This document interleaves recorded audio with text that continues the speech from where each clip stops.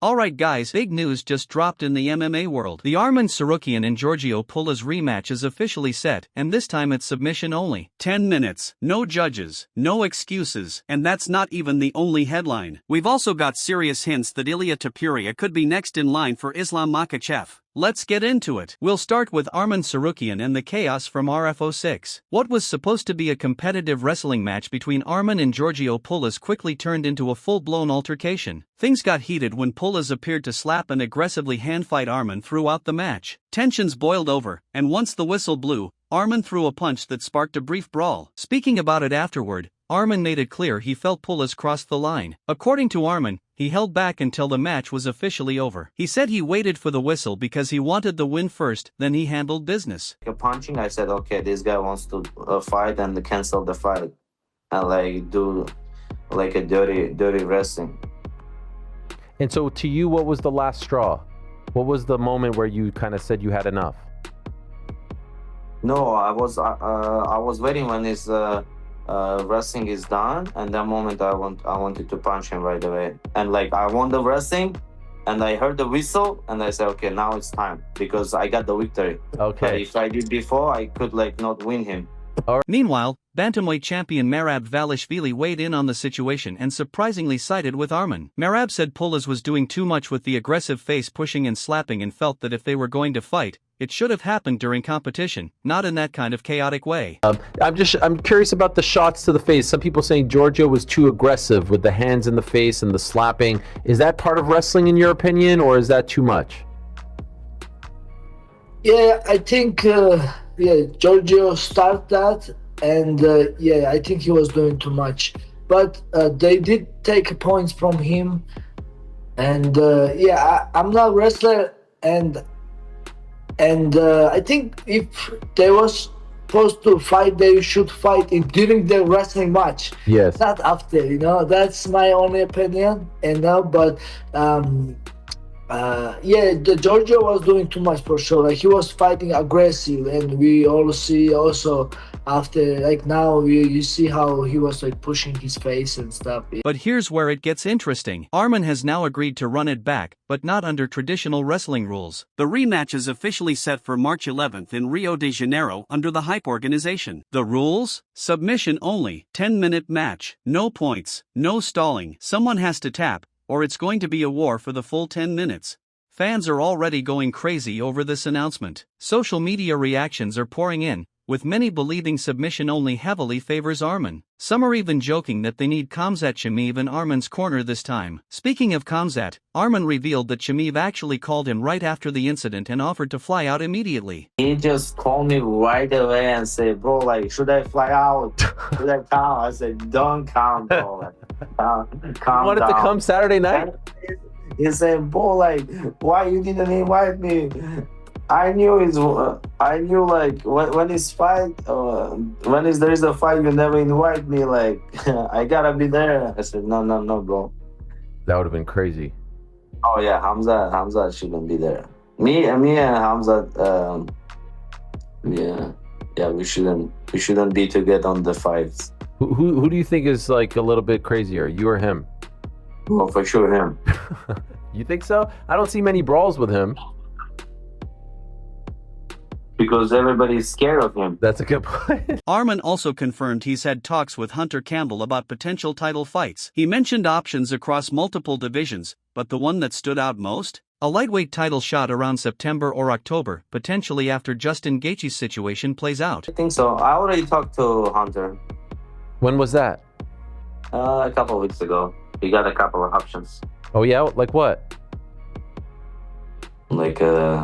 Title fights, just fights. I don't know. We'll see how it's play out.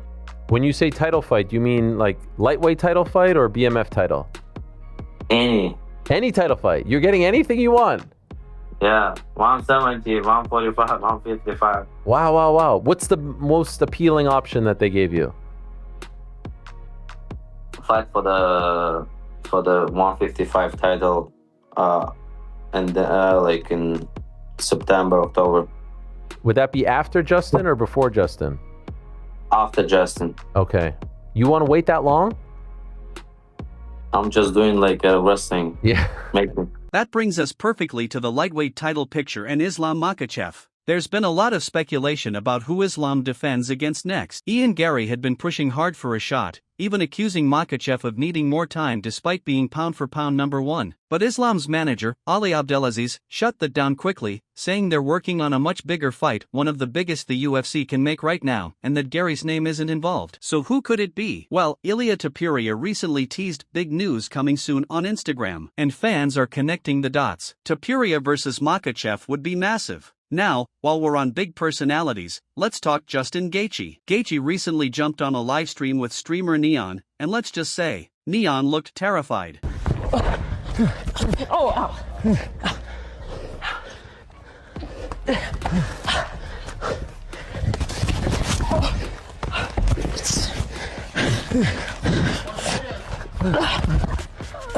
Ow.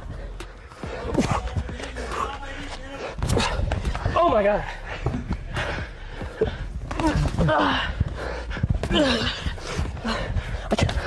Quick question, did I close my eyes when you punched me? That's not a good idea.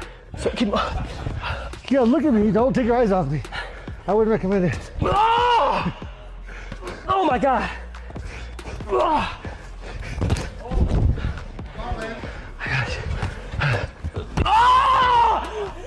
Later, Gaethje was asked about a potential fight with Ilia Topuria. He said fighting is crazy, they'd throw heat the entire time, and one of them would probably get knocked out. Ilia was on a stream and he said he wants to fight you next. Well, yeah, that's how the interim championship works. How do you think that fight's gonna go? Oh, I think fighting's crazy. I think we're gonna throw some heat the whole time, and one of us will probably get knocked out. Oh, I got my money on you. Gaethje also gave viewers a look inside his gun safe, showing off a serious collection, including rifles and night vision gear. Can we see what's in the special safe? Oh my God! Holy. Oh my God, you're a stone cold. Holy shit. Holy shit. A Dude! couple snipers. Oh my Yeah. God. Oh my God, excuse me. Are you scared of guns? No, I just didn't know if it's loaded. Well, no. Okay. That's why I was. I take Don't ever put your finger on it. Oh, why the f did you put your finger on the Can trigger? I take a picture? Let's take a picture, boys. Yeah, but don't point it at the. Nice. Bro. Hell yeah. This is like some mafia Oh my God, like, that's brother, crazy. and you got a bulletproof. What do you be getting into off Two, screen? two bulletproof vests. This is a night vision scope. Meanwhile, over in the light heavyweight division, Yuri Prochaska reacted to Alex Pereira vacating the title. Yuri said he wasn't surprised and actually called it a gentleman move. He knows what it's like, he had to vacate the belt himself back in 2022 due to injury. Now with Pereira moving up, Yuri is set to face Carlos Ulberg for the vacant belt at UFC 327. And if you think Yuri plans on playing it safe, think again. Yuri says he plans to pressure Ulberg relentlessly because Ulberg doesn't like being hunted. You surprised that Alex vacated the title? I'm not surprised. I'm not surprised. I think it's like gentleman thing about when you go up, and he wants to go up, that it's normal to release the title. Elsewhere, Paulo Costa is still chasing a fight with Khamzat Chimaev. Their originally scheduled bout at UFC 294 fell apart due to injury, and since then the trash talk has escalated, especially after Costa claimed Khamzat involved his girlfriend in online exchanges. Costa says after his next fight, he wants Chimaev at middleweight or light heavyweight. He doesn't care about the division, he just wants the fight.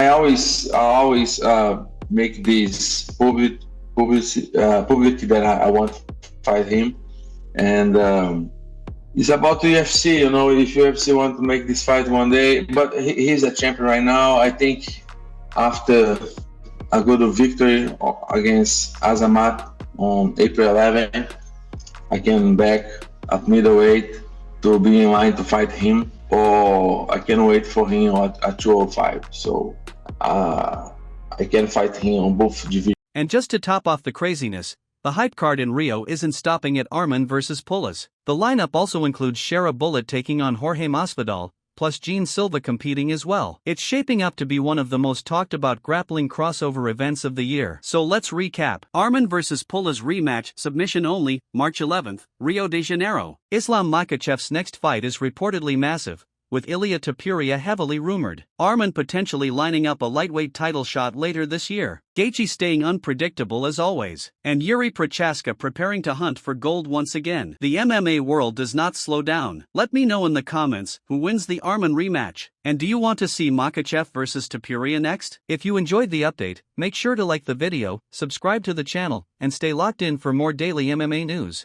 I'll catch you guys in the next one.